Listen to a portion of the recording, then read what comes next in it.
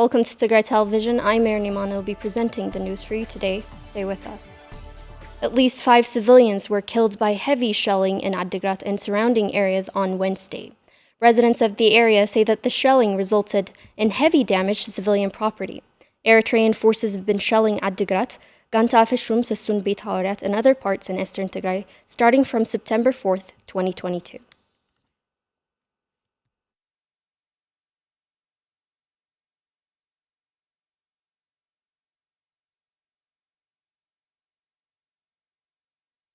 In his brief stay with Tigray Television's Ma'ala Forsyth, executive director of the World Peace Foundation at Fletcher School of Law and Diplomacy at Tufts University, Alex Duval says Eritrea is exercising a veto over any possibility of resolving the war on Tigray. According to Duval, the destruction of Tigray is an existential issue for Isaias, and said the recent attempt in Shiraro Bademe fronted the final attempt to crush Tigray. Abel Tagawa has the details. Scholars say Eritrea's Isaias Afwerki has been exercising a veto over any possibility of resolving the ongoing war on Tigray. Alex Duval, executive director of the World Peace Foundation at the Fletcher School of Law and Diplomacy at Tufts University, made the remark in an interview with Tigray TV's Ma'ala Forsyth. According to Duval, the destruction of Tigray is for Isaias an existential issue, and his recent offensive on the Shiraro Bademe front portended the final attempt to crush Tigray. Now, should he prevail, not only will he crush Tigray, but he will become the dominant factor, the key ruler, if you like, in the whole of the Horn of Africa. Not only will Ethiopia be under his heel, but he will be able to determine outcomes in Somalia and in Sudan. At least, at the very minimum, he will be able to veto attempts at peace and stability in those countries. He added that the international community did not seem to realize this fact. As to whether the atrocities committed in Tigray should be catalogued as genocide, Alex Duval had this to say. If there's any case in the contemporary world where the term genocide is applicable, it would be Tigray. I think that if the State Department investigation into what was happening in Tigray, the report was completed 13 months ago. If that were to be unveiled, I think we would probably see the conclusion of the investigation is that there is a case to answer. As you say, the acts constitutive of genocide have been committed, and the intent is there, at least among some of the key perpetrators. But Duval cautioned against fetishizing the world genocide and advised not to forget the equally heinous and internationally persecutable war crimes and crime against humanity. If we fetishize the term genocide, we may end up misleading ourselves. There is no international obligation in law to intervene to stop genocide. There is an obligation to prevent it and to punish it, which has very occasionally been done. But genocide is not, in international law, is not worse than crimes against humanity. The two are co-equal as the most terrible crimes on the book. So, if you ask me, yes, I do think it is genocide. But I do warn that talking about genocide as though somehow getting an acceptance of genocide in the international community would make a huge difference. I don't think it will make a huge difference, sadly. Alex Duval noted that calls by the international community for stopping the fighting, leaving Isaias and Abiy Ahmed intact, is a key dilemma to Tigray leadership. He argued that there is no easy solution to the ongoing war on Tigray without a credible international peace process based on correct analysis of the role of Eritrea in fomenting regional disaster. The more than 14 months long blockade on food aid and medical supplies, coupled with the discontinuation of basic services such as banking, has devastated the lives of millions across Tigray. Our reporter Aragay Garo Mikael visited Zemeda Hailemaram, a mother of 3 who, in addition to facing siege-induced starvation, is also suffering from the lack of medical supplies. Let's take a look.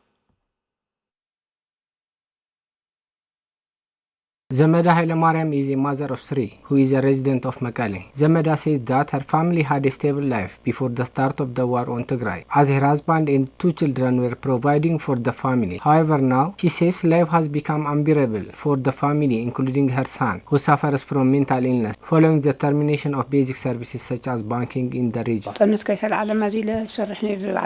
Before the start of the war on Tigray, my husband had a job, and 2 of my sons also used to support me. One of them was a welder. At some point after the war started, my husband stopped working as he contracted TB. On top of that, both of my sons became unemployed as every business in Tigray had collapsed due to the termination of basic services and the all-encompassing siege. Zemeda added that her family has now become dependent on food aid that has been trickling in since the start of the siege on Tigray. We're suffering from hunger. We're still alive because people have been helping us, and because of the aid we received recently. We've got nothing. This is not where Zemeda's story ends. Zemeda suffers from kidney disease. She also has uterine condition. She says she hasn't been able to receive medical attention due to the severe lack of medical supplies across the state. I'm suffering from a kidney disease, and I have a uterine condition as well. I went to nearby health centers, but they couldn't help me as they had no medication for my diseases. I can't afford to go to a private clinic as well. I'm leading a miserable life. Millions in Tigray have a similar story to that of the Medas, but the international community has so far failed to take any tangible action to end the suffering of many. The ongoing siege has especially affected the living conditions of internally displaced persons sheltered in different camps across the state. Our reporters visited Sawakari IDP camp in Ma'ala and met with Akhazat Haimanut, an IDP from Kafta Humara in western Tigray, who says that she and hundreds of thousands of others like her are sheltered in the camp or on the brink of death due to the severe lack of food and medical supplies. This is Akhazat Haimanut, a 63-year-old IDP displaced from Western Tigray and is now sheltering in Maqala. Akhazat is a mother to 3 children, and she used to have a big family. But now, she's been forced to live alone in this tent. She says agriculture was the base for their lives and that she left her farmland, cattle, and everything else they owned when the vigilante group Fano started raiding their village. We had cattle and a farmland. We used to harvest sorghum and sesame. But when the Fano came, I left everything behind. I ran to save my life. They destroyed all our belongings. Even if we go back there now, we have nothing left. Akhazat's last memory in the village was when the Fano gathered the residents and told them to hand over all their belongings. She says they killed and threatened many for an entire day. The Fano gathered us in one place and started threatening us using machetes. They told us to give them all our money and belongings. One of them came to me and ordered me to give him all my money, and I did as I was told quickly. There was a priest beside me, and they told him to do the same, but he couldn't do what he was told to do so as fast as I did because he was old. They didn't have the patience to wait, so they hit him on the back of his head using a machete. He fell down and started bleeding. When he started making sounds, they hit him again on his leg. There was also a mother with a baby. They told her to do the same, but she told them she had nothing, and they hit her on the hand using that same machete. They kept us like that for a day. They left on the next day and we ran away. Many people from our village died that day. Akhazat tells us that she and hundreds of thousands of IDPs like her are starving and suffering from different communicable diseases. She says that they're overlooked, living inside an empty tent and sleeping on the floor. It's been more than 4 months since we last received food aid. We got a daily meal by selling our belongings and our blanket. Now we're sleeping on the floor and starving because we have nothing left to sell. I also have some kind of skin rash all over my body. I don't know what it is. I miss my family. I'm starving and I'm at the brink of death. Akhazat does have a message for the international community. She says the world needs to stop watching idly by as millions are perishing due to the siege-induced starvation and lack of medication. They need to help us. The international community needs to help us. We can stand the skin rushes, sleeping on the floor and everything, but we can't stand starvation. We have no food and medication. They shouldn't just watch as the Tigrayans are dying. Asharaq Barha is an IDP currently sheltered in a camp in Ma'ala, forcibly displaced from her hometown in Maikadra. She shares her journey to Ma'ala that separated her from her family members A long way from home, like many IDPs across the state, Asharag says she is in a dire need of humanitarian assistance as the Ethiopian government maintains an all-encompassing siege.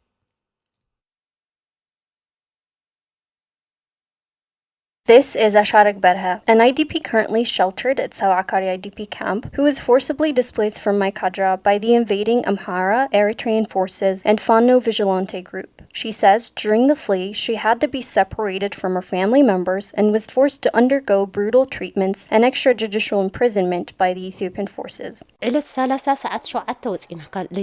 left our homes on November 9th of 2020 at 7 p.m. midnight due to the invasion of Fano Vigilante group. We split up and went our separate ways with the men and fled in different directions. Me and my daughter-in-law, who had given birth 3 days earlier, fled to the woods and slept there for 2 days. But at the second day, they found us. Afterwards, they took us and put us in prison. Asharag says after getting arbitrarily imprisoned by the Ethiopian forces, they were being starved and went without enough food and water for as long as 2 months.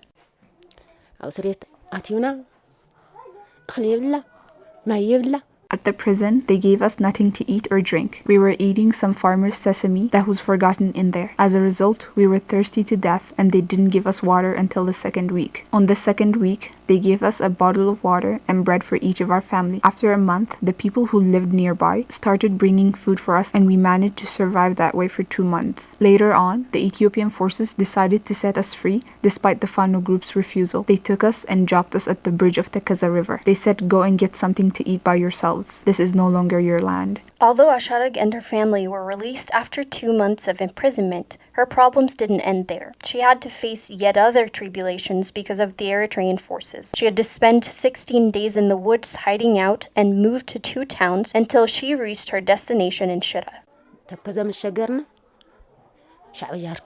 Later, when we crossed the Tekaza bridge, the Eritrean forces started chasing us. We then ran again and stayed in the woods for the entire 16 days, begging for food to feed ourselves. But then again, the Eritrean troops found us after 16 days. They asked us what we were doing in the woods. We said that we had to flee because we were scared and that we had a woman who recently gave birth. That was when they threatened us to leave the place. Then we moved to Dedebit, and from there, we were forced to move to Shira and settle in an IDP camp. We came to this IDP camp after a year. In addition to this, she explains how the rainy season has made it even more difficult for them as water leaks through the plastic tents they live in and is threatening to destroy it.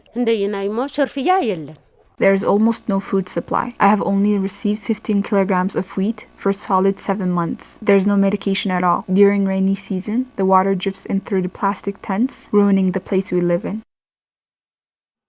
Well, that wraps up our news for the hour. Thank you for tuning in.